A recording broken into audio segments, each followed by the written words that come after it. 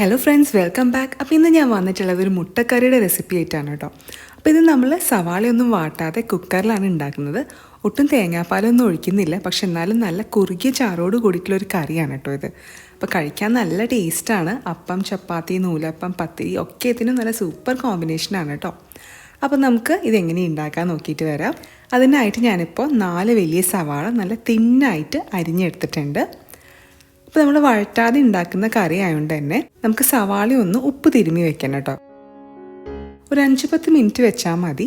സവാള നമ്മൾ pressure cook ചെയ്യുമ്പോൾ മധുരം വരാണ്ടിരിക്കാൻ വേണ്ടിയിട്ടാണ് കേട്ടോ നമ്മളിങ്ങനെ ചെയ്യണേ.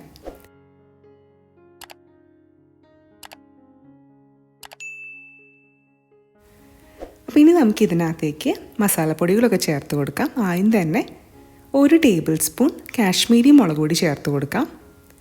ഞാനപ്പോൾ അത്യാവശ്യം ചാറോട് കൂടി കറിയാണ് ഉണ്ടാക്കുന്നത്, അതുകൊണ്ട് തന്നെ 2 ടേബിൾ സ്പൂൺ മല്ലിപ്പൊടി ചേർക്കുന്നുണ്ട് കേട്ടോ. അപ്പോൾ നിങ്ങൾക്ക് അധികം ചാറ് വേണ്ടെങ്കിൽ ഇത്രയധികം മല്ലിപ്പൊടി ചേർക്കേണ്ട ആവശ്യമില്ല. ഒരു 1.5 ടേബിൾ സ്പൂണൊക്കെ ചേർത്താൽ മതിയാവും കേട്ടോ. ഇനി ഒരു 1/4 ടീസ്പൂൺ മഞ്ഞൾപ്പൊടി ചേർത്ത് കൊടുക്കാം. 1/2 ടീസ്പൂൺ ഗരം മസാല, 1/2 ടീസ്പൂൺ പെരിഞ്ജീരകം പൊടിച്ചത്, കുറച്ച് കുരുമുളക് കൂടി നമുക്ക് ക്രഷ് ചെയ്ത് ഇട്ട് കൊടുക്കാം. അപ്പോൾ ഇത്രയും പൊടികൾക്കൊക്കെ പകരമായിട്ട് നിങ്ങളുടെ കയ്യിൽ ചിക്കൻ മസാലയോ മീറ്റ് മസാലയോ ഉണ്ടെങ്കിൽ ഒരു 2-3 ടേബിൾ സ്പൂൺ ഇട്ട് കൊടുത്താൽ മതി കേട്ടോ. അപ്പോൾ ടേസ്റ്റ് കൂടാനായിട്ട് ഞാനിപ്പോൾ ഒരു മാഗി ക്യൂബും കൂടി ചേർത്ത് കൊടുക്കുന്നുണ്ട്. ഇത് ഓപ്ഷനിലാണ്, നിങ്ങളുടെ കയ്യിൽ ഉണ്ടെങ്കിൽ മാത്രം ചേർത്താൽ മതി. ഇത് ചേർത്തില്ലെങ്കിലും നല്ല ടേസ്റ്റാണ് കേട്ടോ ഈ കറിക്ക്.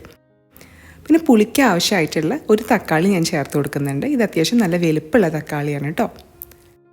പിന്നെ കുറച്ച് കറിവേപ്പിലയും 2 പച്ചമുളകും 1 ടീസ്പൂൺ വെളിച്ചെണ്ണ ഞാൻ ചേർത്ത് കൊടുക്കുകയാണേ. ഇതെല്ലാം നമുക്ക് നന്നായിട്ടൊന്ന് മിക്സ് ചെയ്തെടുക്കാം. അപ്പോൾ ഈ റെസിപ്പി ശരിക്കും പറഞ്ഞാൽ എൻ്റെ ഇളയച്ചൻ്റെയാണ്. അപ്പോൾ ഇളയച്ചൻ ഇത് വീട്ടിലുണ്ടാക്കിയിട്ട് ചിറ്റയ്ക്കും മക്കൾക്കൊക്കെ ഭയങ്കര ഇഷ്ടപ്പെട്ടു. അപ്പോൾ ഇടയ്ക്കിടയ്ക്ക് ചിറ്റനോട് പറയാറുണ്ട് ഈ റെസിപ്പീനെ പറ്റിയിട്ട്. അപ്പം അങ്ങനെ ഞാനൊന്ന് ട്രൈ ചെയ്ത് നോക്കിയതാണ്. ട്രൈ ചെയ്തപ്പോൾ എനിക്കും ഭയങ്കര ഇഷ്ടപ്പെട്ടു. അപ്പോൾ ഞാൻ വിചാരിച്ചു നിങ്ങളായിട്ടൊന്ന് ഷെയർ ചെയ്യാമെന്ന്. ഇതിപ്പോൾ നല്ല പോലെ മിക്സ് ചെയ്തെടുത്തിട്ടുണ്ട്. ഇനി നമുക്കിത് പ്രഷർ കുക്ക് ചെയ്യാം. അപ്പം അതിന് മുന്നായിട്ട് നമുക്ക് 1 കപ്പ് വെള്ളം ഇതിനകത്തേക്ക് ചേർത്ത് കൊടുക്കാം. നന്നായിട്ട് മിക്സ് ചെയ്തിട്ട് നമുക്ക് ഒരു 3 വിസിൽ വരുന്ന വരെ ഇത് പ്രഷർ കുക്ക് ചെയ്തെടുക്കാം. നല്ല ചാറോട് കൂടി ഒരു മുട്ട റോസ്റ്റ് കിട്ടാറില്ലേ നമുക്ക് ഹോട്ടലിൽ നിന്നൊക്കെ, ഏകദേശം അതിൻ്റെയൊക്കെ ഒരു ടേസ്റ്റാണ് കേട്ടോ ഇതിന്. നമുക്ക് വഴറ്റേണ്ട ഒരു ബുദ്ധിമുട്ടോ അങ്ങനെ ഒന്നുമില്ല. എന്നാൽ വഴറ്റിയ കറിനേക്കാളും ടേസ്റ്റും ഉണ്ടാവും ഇത്. അപ്പോൾ ബാച്ചിലേഴ്സിനും ബിഗിനേഴ്സിനും ഒക്കെ പറ്റിയൊരു റെസിപ്പിയാണ് കേട്ടോ ഇത്. ഇപ്പം നമ്മുടെ സവാളയൊക്കെ നല്ല പോലെ കുക്കായി വന്നിട്ടുണ്ട്.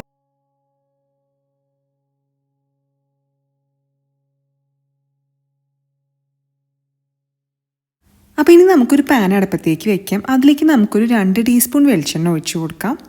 ഇതിലേക്ക് 2 ടേബിൾ സ്പൂൺ ഇഞ്ചി വെളുത്തുള്ളി പേസ്റ്റ് ചേർത്ത് കൊടുക്കാം. ഇത് നമുക്കൊരു ഗോൾഡൻ ഷെയ്ഡ് ആവുന്ന വരെ നല്ല പോലെ ഒന്ന് വഴറ്റിയെടുക്കാം. ഇഞ്ചി വെളുത്തുള്ളി പേസ്റ്റ് തന്നെ ചേർക്കണം കേട്ടോ. ചതച്ച് ചേർത്താൽ അത്ര ടേസ്റ്റ് കിട്ടില്ല. ചതച്ചതാകുമ്പോൾ അതിൽ കഷ്ണങ്ങൾ ഉണ്ടാവുമല്ലോ, ഇഞ്ചിയുടെയും വെളുത്തുള്ളിയൊക്കെ, അതിങ്ങനെ കടിക്കാൻ കിട്ടുമ്പോൾ അത്ര ടേസ്റ്റ് ഉണ്ടാവില്ല കറിക്ക്. അപ്പോൾ എപ്പോഴും പേസ്റ്റാണ് ഈ ഒരു കറിക്ക് നല്ലത്. ഇപ്പം നല്ല ഗോൾഡൻ ഷെയ്ഡായി വന്നിട്ടുണ്ട്. ഇനി നമുക്ക് കുറച്ച് കറിവേപ്പിലയും 1 പച്ചമുളക് കുരു കളഞ്ഞതും കുറച്ച് കുരുമുളക് പൊടി കൂടി ചേർത്ത് കൊടുക്കാം.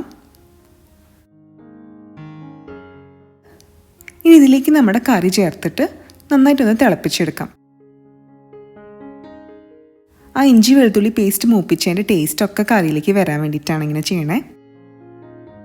ഞാനൊരു 1/4 ടീസ്പൂൺ പഞ്ചസാര ചേർത്ത് കൊടുക്കുന്നുണ്ട് കേട്ടോ. ഇത് ഓപ്ഷണലാണ്. നമ്മുടെ എരിവും പുളിയൊക്കെ ഒന്ന് ബാലൻസ് ചെയ്യാൻ വേണ്ടിയിട്ടാണ് ഇത് ചേർക്കുന്നത്. ഇനി നമുക്ക് പുഴുങ്ങിയ മുട്ട ചേർത്ത് കൊടുക്കാം. ഞാനിപ്പോൾ 3 മുട്ടയാണ് ചേർത്ത് കൊടുത്തിരിക്കുന്നത്.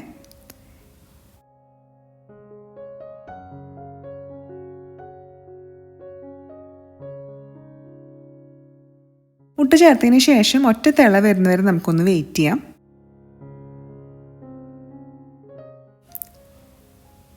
ഈ കറിയിൽ 1 ടീസ്പൂൺ കെച്ചപ്പ് കൂടി ചേർക്കുമ്പോൾ ഒരു സ്പെഷ്യൽ ടേസ്റ്റാണ്. നിങ്ങൾക്ക് കെച്ചപ്പ് ചേർക്കാൻ താല്പര്യമില്ലെങ്കിൽ പിന്നെ ഈ സ്റ്റെപ്പ് ഒഴിവാക്കാം. അപ്പം നമ്മുടെ ടേസ്റ്റി ആയിട്ടുള്ള കറി ഇവിടെ റെഡി ആയിട്ടുണ്ട്.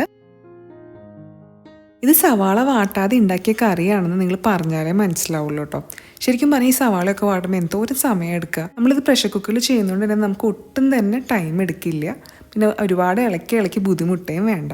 ടേസ്റ്റ് ആണെങ്കിൽ നല്ല അടിപൊളി ടേസ്റ്റും ഉണ്ട്. പിന്നെ വെറുതെ എന്തിനാ നമ്മൾ സവാളയൊക്കെ വാട്ടാൻ നിൽക്കണം അല്ലേ. അപ്പോൾ എന്തായാലും ഇതേപോലെ ഒന്ന് ട്രൈ ചെയ്ത് നോക്കണം കേട്ടോ എല്ലാവരും. ഉറപ്പായിട്ടും നിങ്ങൾക്ക് ഇഷ്ടമാവും. അപ്പോൾ ഇഷ്ടമായിട്ടുണ്ടെങ്കിൽ നമ്മുടെ ചാനൽ സബ്സ്ക്രൈബ് ചെയ്യാൻ മറക്കരുത് കേട്ടോ. Thank you for watching. By.